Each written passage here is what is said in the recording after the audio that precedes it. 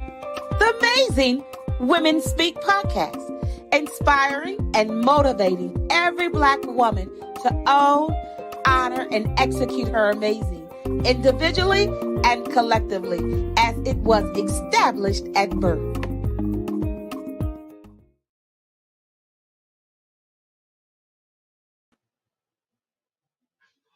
Good evening, and welcome to Amazing Women Speak. I'm Crystal L. Gunn, and I am super excited to be here again for another great episode. So, thank you all for joining us this Sunday evening for the celebration of Black poets and Black poetry. So, from fashion to music and everything in between, Black people from all around the globe set the standard. Our impact is vast, and we influence every single culture. But let's be clear. Black culture is the culture. And in honor of Black Poetry Day, which is October 17th, we felt like we should celebrate Black poets and talk about the importance of Black poetry and what it means to the world. But before we get into the discussion, please do me a favor. Click the share button to share to your timeline so your friends, followers, and supporters can get in on this conversation and celebration. And Michele, welcome, welcome, welcome. And as always, good evening. Thank you, my dear, Welcome. for saying yes to Thank Amazing you. Women Speak. We look forward to this conversation that is coming up.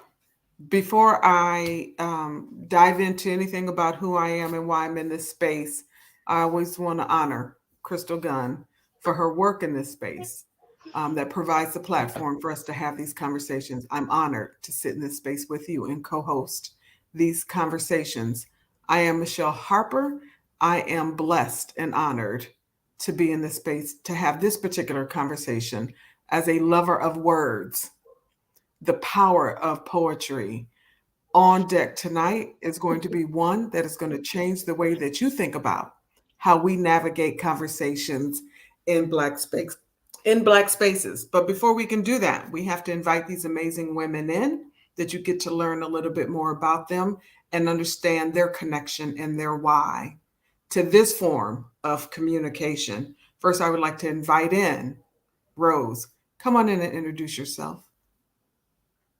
It's Rosemarie Wilson, aka One Single Rose, born and raised Rose, on the you are east side on of mute. D. Oh, okay. Somebody take me off. Can you hear me now? Yes. All right. Hey, my darlings. I am Rosemarie Wilson, Unable to hear aka One. you. Oh my God. That's weird. I can hear her. Can you hear me now? Michele? I think we are having technical difficulties. I'm going to text Michele. Go ahead, Rose. I can hear you, and I think everyone else can. I'm hoping. All right, we are having some technical issues. Crystal, are you able to hear me? Yes, and Rose, but I don't think you can hear us. Yeah, I can hear everyone. I hear everyone. Okay, why, Rose, we are still unable to hear you. I know there's a benefit of trying to go out and come back in. And while we work on that technical piece, we like to invite in our other guests for introductions. Deidre, come on in and introduce yourself.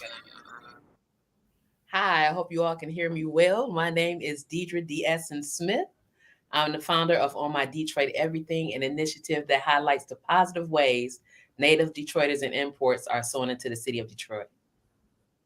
Fantastic. Rose, come on back in and introduce yourself. I think, she's coming back in. We are having, you know what that means? When we're having technical difficulties like this, I always say it's because it's going to be super dope and exciting. So yeah, Michele might have to come out and come back in because I can hear everybody, including you, Michele, and you can't hear us, which is crazy.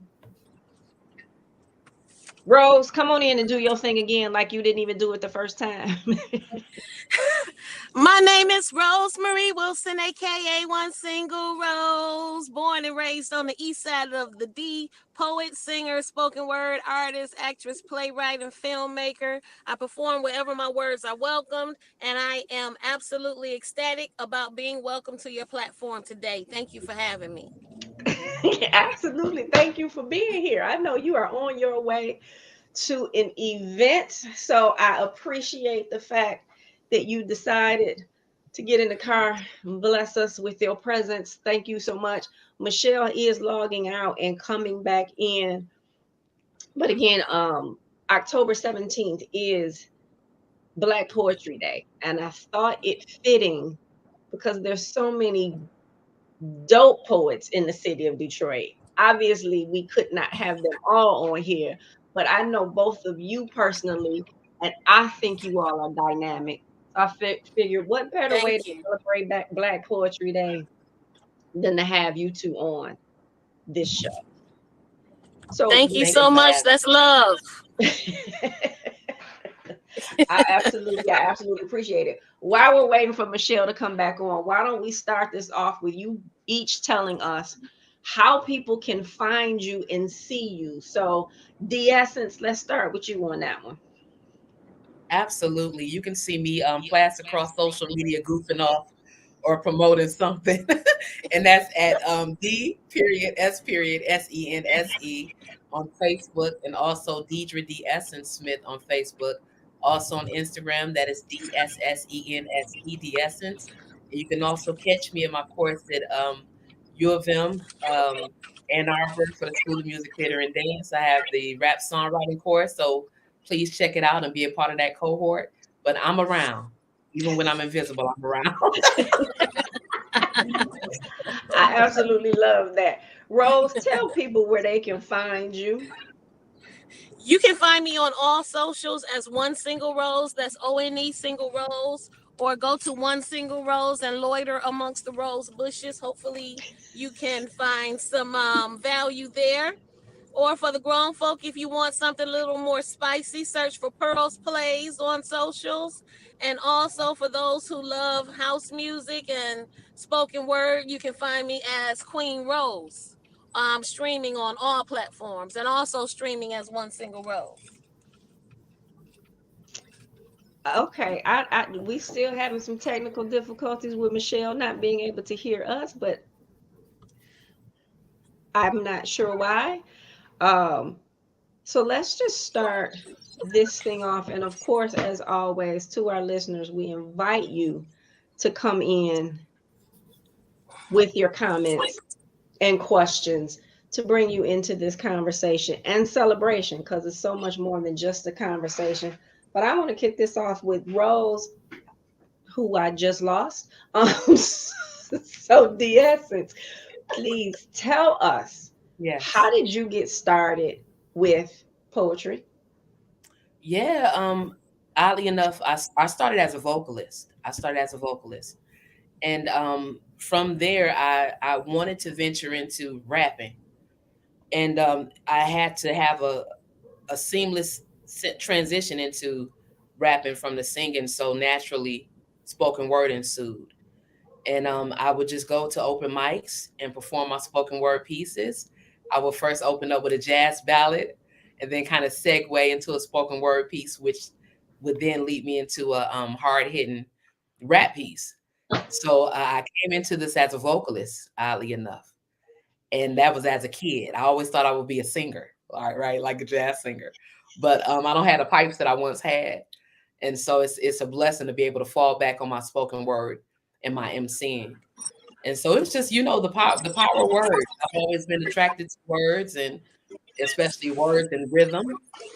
Naturally, I had to be a part of this genre of hip hop, because I really feel like MCs are poets, as well. There's a lot of discourse in regards to that. A lot of people say that poetry is for the page and rap is for the stage, but in order to take to the stage, a lot of times, first and foremost, you've penned something on that page. So we're decreeing all of these things on stage that were once on a paper, much like a poem. And then when we get into iambic pentameter and bar measurement, there's not too much variation from the two. So I've always had it in me to be a spoken word artist. And I say spoken word artist more so than a poet because I don't have the technicalities down as much as I would like to be considered a poet through and through. But as far as a spoken word artist, yeah, absolutely. So, because I don't know, you said spoken word versus a poet. Like, what really is, for those of us that don't know, what's Yeah. really the difference between the two? I think it's the flexibility in the spoken word. So, like I said, I started as a vocalist, and I'm a spoken word artist and MC. I have a bit of liberty in my title as a spoken word artist, whereas I can go in and out of different things pertaining to spoken word. If I don't have a rap at all or a song at all, I can go into a monologue. I can go into a dialogue. I can go into a speech. There's all these things that allow me to be as mutable as I want to be as an artist. So for me, as much as I dive in and out of my different hats in artistry, I find that I'm more mutable and I'm able to jump in and out of different genres and different facets of myself as a spoken word artist. So I'm not really knocking anybody off kilter when I venture into song or when I venture into rap or because spoken word artist says she can venture into a monologue, she can venture into stand-up comedy, she can do all of these things that allows me to do under that moniker. And then I have such a high respect and reverence for poets that I adore, like my sister Rose. I really adore the craft of poetry. And so there are a lot of people that they don't understand what goes into that, I don't think. It's so much deeper than rhyme and it's so much deeper than a certain type of poise on stage. I mean, they're really digging in ways that like I say, I lack the technicality, but they're digging into technicality and passion in a way that you can't just throw poet around. You understand? There's a discipline to it that I see. And I don't think that I have that discipline just yet. But through spoken word artistry, I'm approaching it, you know. You So, got it. so Rose, when did you start on this spoken word or poetic journey in life? When did you realize this is what your calling was and what you were supposed to do? It was a year and a half after I wrote my first book. I would try to sell my books, and people would ask me to recite a poem, and I didn't have anything memorized. I'm like, I wrote the book. That's why I wrote the book, so you can read the poems. So having done that, that kind of pushed me into the genre of spoken word, because coming from the page to the stage was a totally different beast. It gives me another level of vulnerability where I have to share myself, where I put my whole self into the book. Now I got to bring it to the page in front of people. So that was a totally hard process, but I went kicking and screaming. But as soon as I did, it's like the world opened, and I've just been following the word ever since, and it's taken me on some amazing journeys all over the world. And I've had the pleasure of seeing you both perform and clearly was blown away each time. And now I truly get what you say, that difference between a poet and a spoken word artist, right? Because I've watched you both weave in and out of things, and I'm like totally blown and always amazed. But how long did it take you to find your footing on stage? So Rose, let's start with you on that, because you said you said I put it in a book, read the poems, right? But when did you get? How long did it take you to get your footing to be comfortable up on stage? Well, it took me a year and a half to start sharing after I wrote my first book. And in my first performance, I had my god babies on stage with me dancing, thinking that the audience would be more taken by them than dancing than they would my words. So after that, it took maybe about 6 months to realize that I am where I'm supposed to be. And after that, it's just, I've just been following the word where it leads. And I think maybe 3 or 4 months after that, I toured Europe for a year. So that was confirmation for me that I am doing exactly what the universe had in store for me, even though I didn't know that that's what it was. So you toured Europe for a year and a half. Yes, Yeah, a what was year. that like? It was amazing. It was amazing. With Wunderbaum, the theater group in the Netherlands, we had 10 different theater performances. We premiered here in Pittsburgh, and the other performances were in the Netherlands, Belgium, and I had a chance to go to Paris while I was touring with the collective. Basically, everything that I performed on stage was all my words. We wrote the production. I went over in think tanks and we built the performance around my pieces, and it was absolutely amazing. I love it. Michelle, welcome back. We kind of been going solo without you here. Um, so, Michelle, how about you go into what you were saying in the beginning? Because I know this is an episode for you. Absolutely, right? So I am a lover of words. And the way in which poetry allows us to connect, to tell a story, is life changing in the Black community. And I don't know if this part of the conversation had a chance to happen, right? But asking from your perspective, how did connecting life in poetry change who you are that made you say, where's the platform for me to share this with the world? You want to take it, DS? Okay. Yes. I think much like Rose said, I think when it's your passion and your calling, you can't shy away from it if you try. Mm. The world will pull you onto an international, national stage, global stage. When you're compelled to do what's innately in you, you can't shrink back from it. And Mhm. so that vulnerability that Rose spoke about, I feel it every time. You're naked, but you have an obligation to that passion and that conviction. And you can sit at home if you want to, and it'll eat your ass up. Hmm. You have to go. Yes, you can try. I tell you that with whatever facet you operate in, you can try your hardest to be the greatest never and sit in your room or on your porch. There will be something so powerful that will pull you out of your comfort zone and thrust you into where you need to be. And we know that all too well as Black women. I love We know that, how it feels. right? Yeah, yeah. We want Yeah. to go home and we want to retreat because we know how the world is around us, and we know what we have to circumvent and navigate through daily. And so to escape through word is big, but then to take that escapism and take it a step further and allow others to escape through you, Mm. Mm-hmm. you have to allow it. If you don't allow it, you forever be in turmoil and conflict within yourself. At least that's what I find with myself. I would love Yep. to just kick back and listen to music all day, but passion and calling won't allow me. Right, Yep. understanding the assignment, right? Like is critical. And how do we message that to our people, especially Black women? And again, I will apologize up front if I'm taking steps back to conversations that got started while technology was trying to keep me from being great.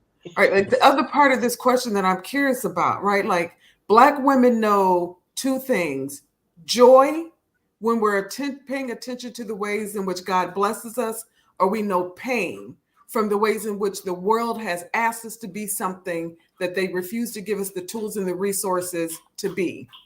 Which one of these were the greatest, or if it was the balance of the two that called you into the space that you're in? For me, it was bringing them both together, because we experience the joy, we experience the pain. There really is no happy medium. Hmm. Sometimes they all come in together and they collide. So you have to learn how to navigate that space. because as poets and writers, like D.S.SENSE spoke to, sometimes we become a voice for the voiceless, Right. where some things need to be said, some hard conversations need to be had, some tough topics need to be addressed. So they don't always collide in a beautiful fashion where it's suns, moons, stars, quasars, and flowers. So sometimes it's just a whole heap of bullshit that you got to work your way out of. So you have to be ready to have those conversations, to deliver the pieces, to know your audience, to give them what it is they need when they need it. And sometimes you never know when that is, so you just have to be ready. You stay ready, you don't have to get ready. So being able to pay attention to the energy of an audience may shift what you deliver on that night. Absolutely, every time. Where I'm, Wow. I'm here at an event in the parking lot waiting to go inside. I have an idea what it is that I want to do once I hit the stage, but the energy from the room might call for something different. So I go in, I sit at the back of the room, I feel the energy, I kind of ear hustle the conversations that's going on in the room, and then I try to deliver what I think the room dictates. That's powerful. That's powerful, right? And to think as women, if we could dial into the energy inside of us and allow that to direct how we would shift the conversations. I'm curious to your perspective on this, right? Like where that joy and the pain and paying attention to energy, being able to feed people through spoken word. Oh, absolutely. The energy is big. I remember really transitioning to the artistry of emceeing and hip hop and segueing out of that desire to be a vocalist. And my mother wasn't too keen on hip hop, but she raised me on jazz. And so whenever I would invite her out, I would first do a jazz ballad and then ease her into to the more abrasive hip hop that I have. But not only her, but I would always attract senior women. Senior women, I think they just like the chubby cheeks. And so I didn't want to come out the gate just cussing and going out. And so I would always give them something sweet to let them know I see you, you're visible, and I respect you. And then but I have to let you know that I have this intergenerational thing going on, and I have to also cater to my audience. But I would always make sure that I considered the elders in the room first before I went into what I knew that my demographic would like. So there's energy to be considered. We're sitting here with natural hair. We're sitting here with this melanin in our skin. When we walk into a room, we have all type of antenna on us to let us know what we're walking into, whether anyone says it or not. We don't care what kind of mask you put on. We know what you're giving off. Right. And so we know what to speak. And a lot of times too, that component for Black women artists, we're going in there and we're combating certain energies too, because we know that sometimes you're thinking less of. Sometimes you're not considering our power. And we're going to have to combat that. Or sometimes you think I'm too magical and I don't want to be your savior. So I'm going to give you something raunchy so you don't deify me. Don't deify me in here. So there's a fine balance to be considered when we talk about energies and artistry and the consideration of audience and how you'll take that and transform your pieces. So there's a reading of the room. And I think when you're an artist and you really you care, you want people to enjoy themselves, but you also have this desire to do what you're called to do, whether it's uncomfortable for some or not. So there's a lot of consideration that goes into energy and what you're going to give, because it's an offering and not everybody's going to receive it, but yet and still you have an offering to give. I like that. An offering. So from an educational perspective, is there a difference between being identified as a poet versus an author? Yes. Some poets you may have a notebook poet who writes, but they haven't put together a collection of poetry. Or you may have an author who's not necessarily considered a poet because they don't actually share their pieces outside of their book.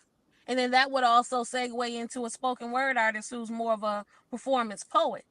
So it just really depends on the work of the artist and who their audience is and how they want them to receive it. I love that. I love that. How have your words shifted the world? Mm. Well, my goal when I first started writing was to reach just one person.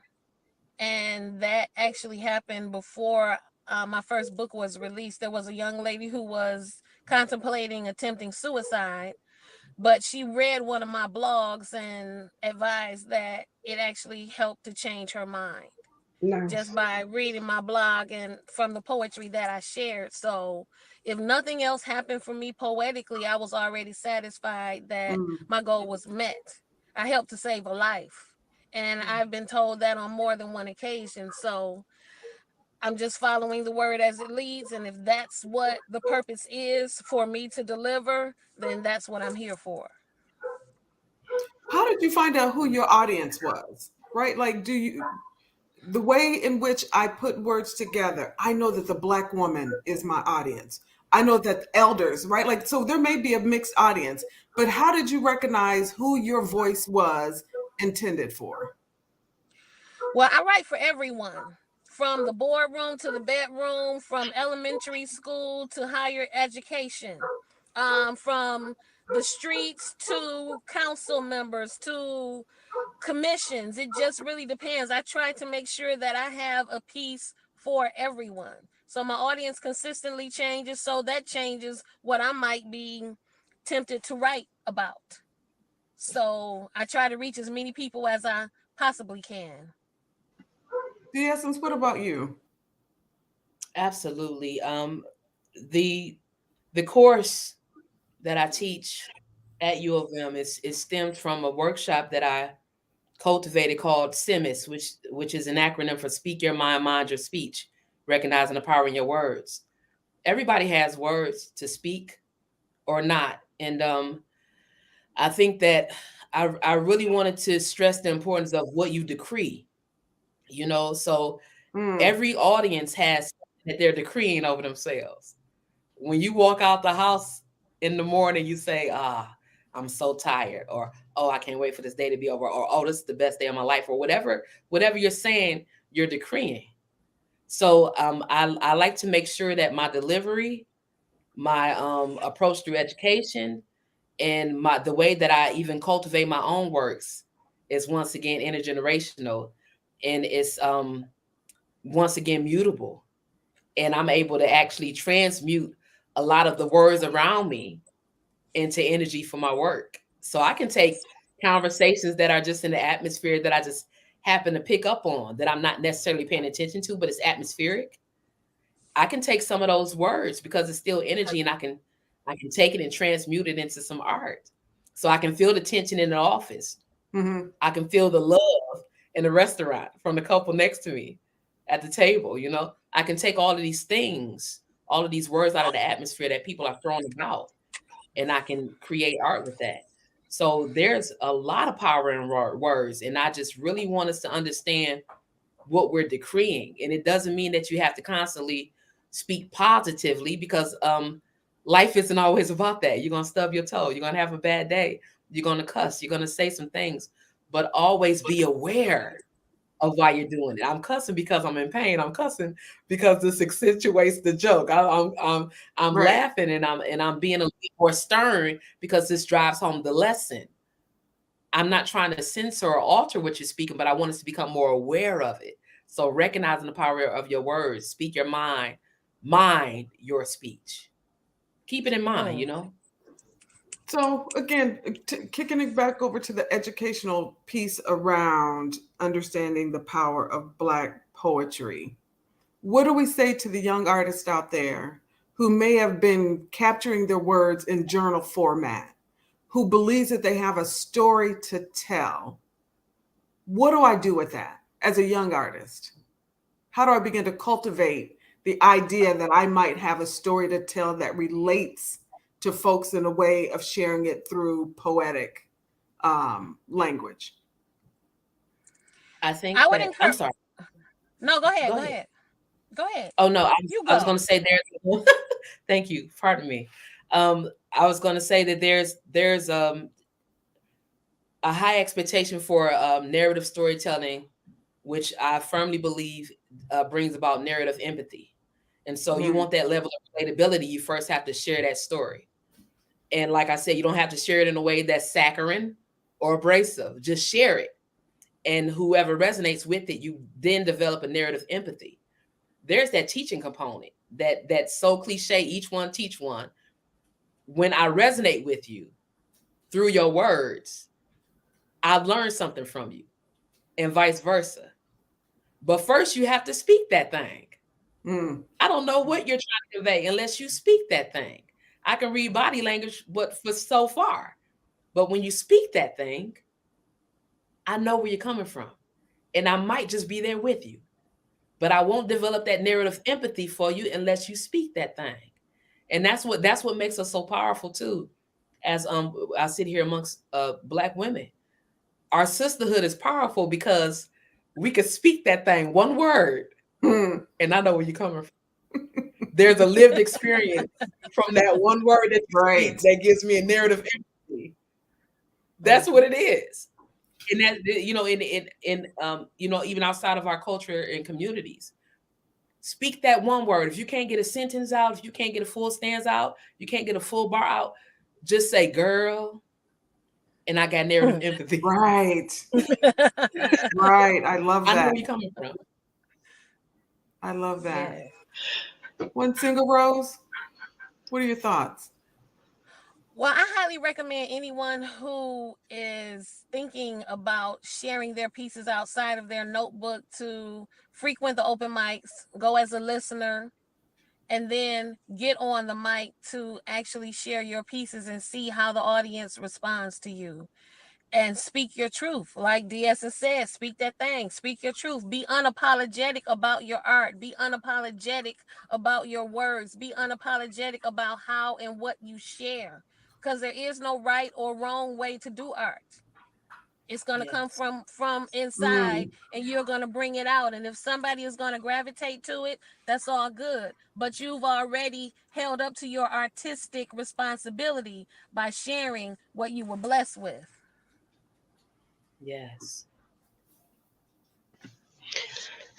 So when I look at this younger generation today, and so many of them don't do a good job of speaking up or being heard. How does spoken word artists and poetry help the non-spoken word artist and the non-poet find their voice? And either one of you can jump in. You see so many people out here speaking life into others just by getting up the nerve to stand on a stage and share pieces of themselves and being vulnerable in front of an audience. So once they see others doing it, they may be more apt to try it themselves, especially if they're watching their peers. Yes. With this advent right now, we're all on social media. Everything is video here, video there. But we really kind of need to step away from. I mean, that's good for them to learn from and see what's out there. But in order to be able to deliver, you got to step away from your device, get into your notebook, and actually go somewhere and be among like minds so that you can learn from them and also feed them as well. D.S.SENSE. I tell my students they're brilliant. These mind you, these are students that hold chair in symphonies and can compose their own orchestras, and they're nervous about writing poetry and raps. And I always tell them, shoulder squared, chin up, because you're stepping outside of your comfort zone, which goes back to what I spoke about being so convicted about what you're called to do, be it an assignment or a passion, that you'd be too uncomfortable to return back to your seat without having said what you needed to say. Mm. Tell you, technology is trying us today. It is trying us today. Anytime it's something great though, we're gonna have. Right? So, what one single rose, if any, is the emotional cost Mm. of sharing your story your way? And how do you practice self care? Every piece is a piece of that I pen is a piece of me. It's coming from somewhere deep down within, something that I've experienced, something I've seen in the news, something my friends have gone through. And I write for myself, but also to become a voice for the voiceless. And even sometimes when I'm out and I'm performing, um, I get in my feelings, but I always have to suck it up because that's another level of vulnerability that sometimes I don't want to share on the stage. As far as actually crying on stage, I suck it up because I tell myself I'm a G. G's don't do that. G's not gonna cry on stage. So I try to keep that vulnerability for later. I go home and then those tears will flow. But that's just my process. My self-care is being strong in the moment because I have to be strong for myself, but also I have to be strong for others so that if they're looking for someone to emulate who may be displaying strength, even though crying is not a sign of weakness, it's healing. But in some instances, that's not warranted. So I have to really know what space I'm in, if it is a safe space, if I can be vulnerable, but that's just all testament of the energy in certain spaces and rooms. But the poetry speaks for itself So, and it Dances, brings out yep, go ahead. no it brings about the emotion, but actually sharing it and putting out that other level of vulnerability, it's still difficult for me. So, Dances, I don't know if you were back in the room yet when the question was asked, right? Like, what, if anything, is the emotional cost of your craft, and how do you handle self care? Oh my goodness, I'm in pain now. I carry the stress in my muscles. I carry the stress in my muscles, like literally sciatic nerve pain and spinal stenosis, unfortunately. Mm. But there's a tension that I feel like is released when I speak what I haven't been able to speak to maybe somebody else, but to an audience, I can purge a bit better because I'm so introverted and I like my solitude a lot. There are a lot of times when I'm conversing to an audience, much like I would a good girlfriend. And I have those. I'm blessed to have good girlfriends and guy friends that I can talk to that are great confidants. But there's something about the stage and the level of vulnerability that I'm able to tap into because I think a part of me wants somebody to go home and feel like she let it all out and she lived, Mm. let it all Mm-hmm. and still live. It's okay. Mm. And so I think people can witness a lot more of my vulnerability and testimony through song and through performance, more so than just sitting in my living room and listening to me because I'm so goofy. We might laugh all day and I might listen to what you have to say and I'll be your listening ear. But when it comes for me to talk, I tend to go into myself and resolve things. So the stage for me keeps me from piling so much upon myself and sharing it with an audience who, once again, will 9 times out of 10 have somebody in there that have a narrative empathy with me. And they can go home and say, hey, she smiled on that stage, she cried on that stage, she cussed on that stage. She did everything that I ever wanted to do. And because she made it through it, I can do that too. So Yep. yeah, but I really believe in the power of that stage. It's something about it. It won't let you it won't let you fake it. Real artists can't fake it. They can operate in their artistry, and you can act, you can perform your piece, you can add those, theatrical components to it, but there's such an honesty that you have to operate in front of an audience. That's where what, like Rose was saying, going to those open mics, what we're doing is we're testing that audience. There are thermometers and barometers. We need to know how it makes you feel, because a lot of us might go out and think it's not good at all, or some of us might think, oh, this is the best thing since sliced bread. But that audience is going to be so honest. Yeah. They will let you know. Yes, that barometer and bring you right to the middle. So, not Rose, but who is one single Rose?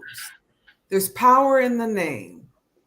And so that persona, when you're on stage, who is she? One single Rose is a woman who handles most of her business all by herself. She has been taking care of herself since the age of 16 years old, when mama cut the umbilical cord of her purse strap. And she is a boss. She is confident, and she goes wherever it is that she wants, and she takes no prisoners, and she takes no shit. Yes. As a matter of fact. Yes. So again, to you, not Deidre, who is D.S.SENSE? Oh my goodness, D.S.SENSE is an extension of the artist that Deidre wanted to be since a child. And she's a bit more open than Deidre is. And once again, a bit more vulnerable in front of an audience than Deidre is. I think it's just an extension of that honesty. And I think that D.S.SENSE also, it was given to me by a good friend and brother, Poetic Menace. I just went by Deidre Smith. I didn't need a stage name. I said, brother, I don't need a stage name. He said, no, we got to call you like the essence of hip hop. And I said, well, no, I have to have a piece of me in a stage name if I'm to have it. I need Deidre Smith present all the time. So I said, how about we D.S.SENSE, so that phonetically it sounds like the essence, but it's Deidre Smith has sense.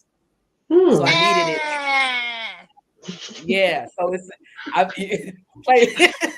So that's yes. I love it. I love that. Yeah. So how do you stay accountable to your craft? I think once again that conviction. Every time I think that I think I'm good. I think this song might be it. This piece might be it. This poem might be it.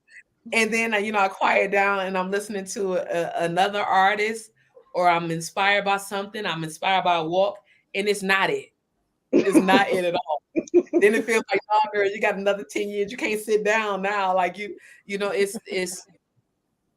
it's once again that conviction. I could not sit in my house and let this thing pass me by if I wanted to. I can't even barricade myself up in here and say I won't share this with the rest of the world.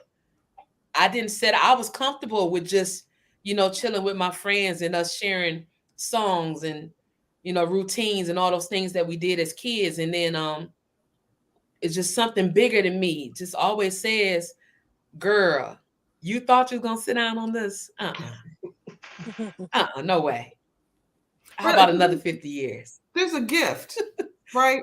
Like to being able to get on stage and to be as raw and real in telling the stories, however you tell them through your written word, right? So, yes. Rose, how do you stay accountable? Are you responsible to be accountable to the craft? Or is this your moment? Mm-hmm. Uh-oh, did Michelle freeze? She froze, but I think you know where she was Okay. going. Yeah. I'm really obedient to my pen and to the world and my surroundings and the energy that I'm feeling. I may have an idea about something that I want to write about, but I'll just wait until I'm blessed with it. I don't ever force myself into penning something, because then I'll just have a whole bunch of things that don't really mean anything to me or anyone else. So I'm just really obedient to where the word tells me to go. And I've been following it ever since I started this poetic journey, and it hasn't steered me wrong at all. I love it. Obedient to the pen. I love that. So this is for both of you, and Rose, let's go first. Where would the world be? Not Mm. just Black culture, but where would the world be without spoken word artists and poetry?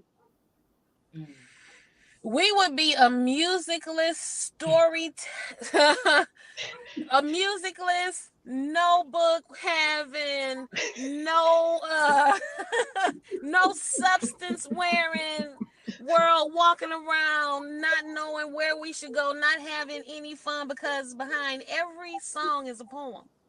It's a lyrical poem. So we would just be sitting here, wouldn't have no melodies, wouldn't have anything to groove to. We wouldn't have anything to actually help to bring, to change our mood around, to bring us out of things, to help us through things. That's the power of the word. Word has the word has power to hurt or heal. So like Yes. earlier we talked about that collision of pain and heartache, or I can't remember how it was phrased, but sometimes they collide, and there's power in the word.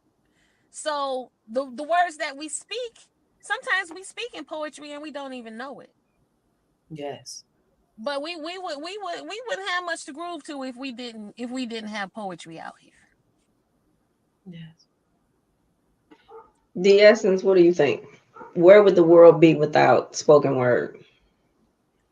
Once again, under the moniker of spoken word is so many things. And one of the biggest things is being a griot. Where would our storytellers be? Where would our genealogists be? Mama Mm. in the kitchen, dishes telling you who your Mhm. cousin, who your uncles are. She's a genealogist in that moment, giving you spoken word and oral tradition about your family tree. How could you even exist without word? In the beginning was the word. The word was with God. The word Mm. was Word God. was Mm. good. It yes, it sets things in motion. It's perpetual energy. It's a continuum of existing. You need it. Like I said, if I can only read your body language for so long. But when you speak that thing, there's a burst of energy, propulsion, Mhm. forward movement, Mhm. progression, Mhm. sending things down the line. So without that spoken word, you don't have your genealogists, you don't have your orators, you don't have your singers, you don't have your poets, your rappers.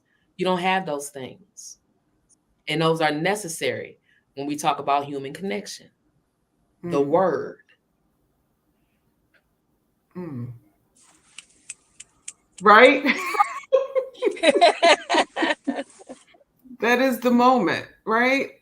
And because it does touch, right? Like everything that you lifted up in song, in rap, what happened in Mama's kitchen. How do we keep poetry alive? We should be sharing. We don't share enough. We should be using poetry as a catalyst for something different at all events. It's a great Mm. opener for everything. Mm. No matter what type of event you're putting on, have some type of poetry or spoken word to open up the Yes. show, the play, the movie, the event. It adds just another extra special layer of artistic just goodness. That's what I always tell people. If you want something different, try poetry. Yes. D.S.SENSE, what do you offer? How do we keep poetry alive? Continue to exist in a way that's complementary to your authenticity. Continue to live in a way that's complementary to your authenticity. That in itself is poetic enough. If you can't utter, like I said, another stanza, another bar, if you can't hold a tune, if I know that you are who you say you are, and you show me that,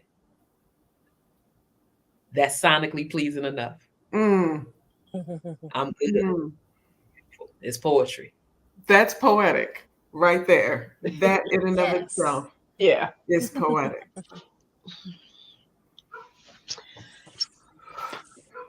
Deidre, on my Detroit everything. Yes.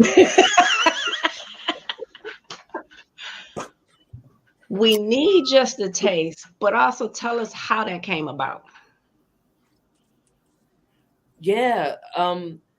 How it came about, once again, oh my goodness, I've told it a million times now, but it started as a mantra. I needed something to encourage myself. I was going through homelessness, and I still had all these obligations to community. I still had to, give my services. People were none the wiser. They were just like, help me out. And I said, oh my goodness. I need something to motivate myself to continue to give. So it's, girl, you better straighten up, like shoulder square. You on your Detroit everything. Like you can't let this situation break you. You got to be on your Detroit everything.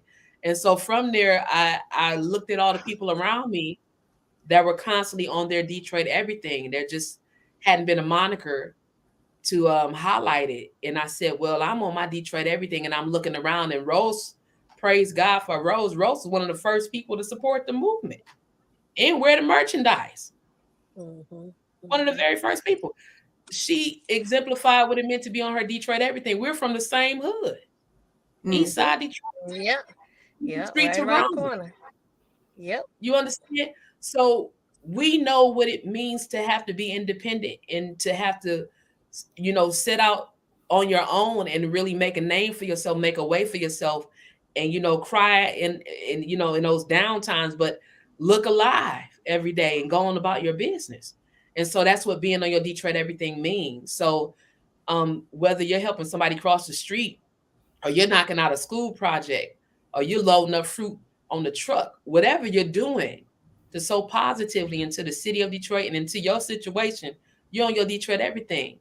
It is an initiative. It's not an organization or anything. I don't even intend to make it that. It is what it is you create the template. You tell me how it best represents you. I never say you're not on your Detroit everything unless you do. I'm asking you what you do. And I'm telling you that because you do, you're on your Detroit everything. That's it. You create the template. I don't get involved in that. I just praise what you're doing. So these are conversations that always go faster than we want. It really is the fastest hour of your day. And I've been waiting for the end of this show because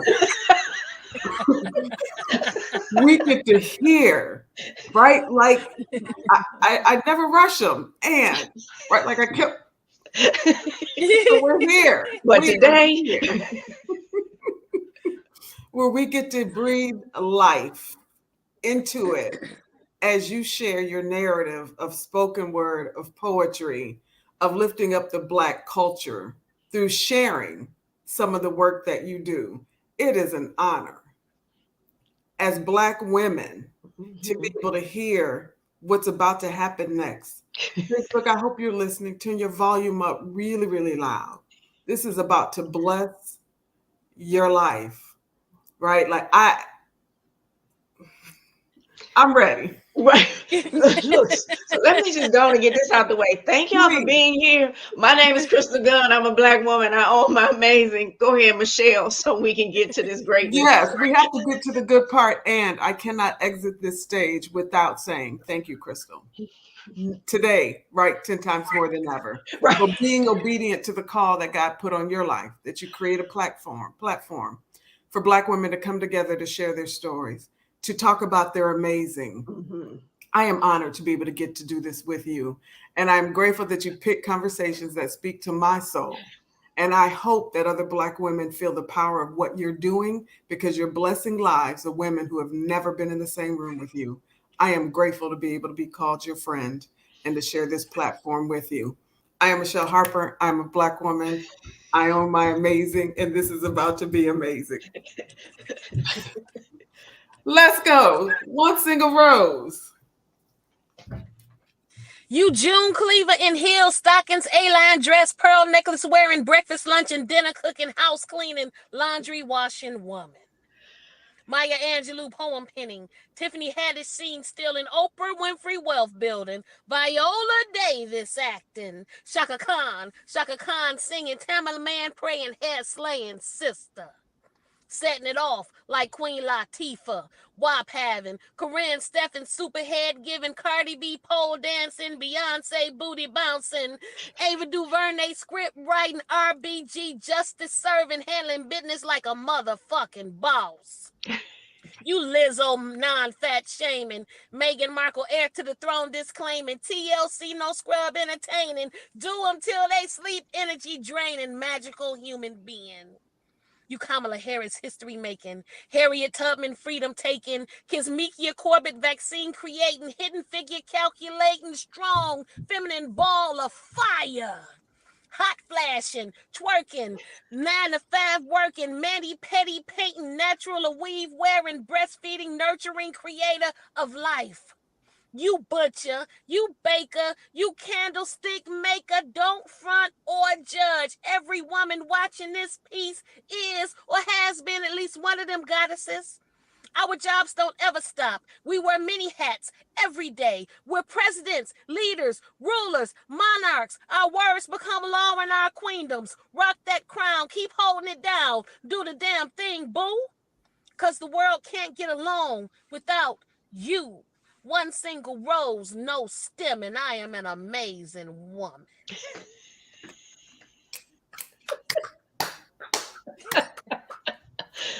Oh, I love it. Woo! Yes. Yes. There's nothing like that story, because we see ourselves in a little bit or all of it. So very grateful for you sharing that piece with us. Thank you. Thank you for having me, my darlings. Thank you so much. You Absolutely. amazing women. Come on in here, D.S.SENSE. Yes. I walked over nightmarish landscapes like H.R. Geiger. Praise Yahoo, his graces help me dodge all vipers. Save y'all hoopla, I'm here to resurrect all writers. Brave as doulas, my hands help me guard our brightest. That arthritis creeps in at the oddest time. When I'm manifesting and finessing the art of rhyme. Classes in session and cadetsing to fall in line. Clash with the weapons that's attempting to stop your shine. I'll reckon my alkaline flow is going to irritate. Every arid place and stony ground that it irrigates. Every stoic face that comes around will disintegrate. When they accept the fate, I was never bound to assimilate. The styles that they emulate confounds what has been innate. To the architects with blueprints from a real estate. When you say your grace and bow your head over dinner plate, don't be saving face. I lay awake and pray for you.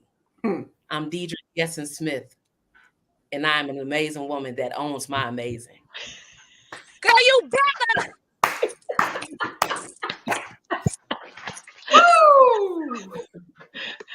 Thank When you greatness shows up to your pens. Yes.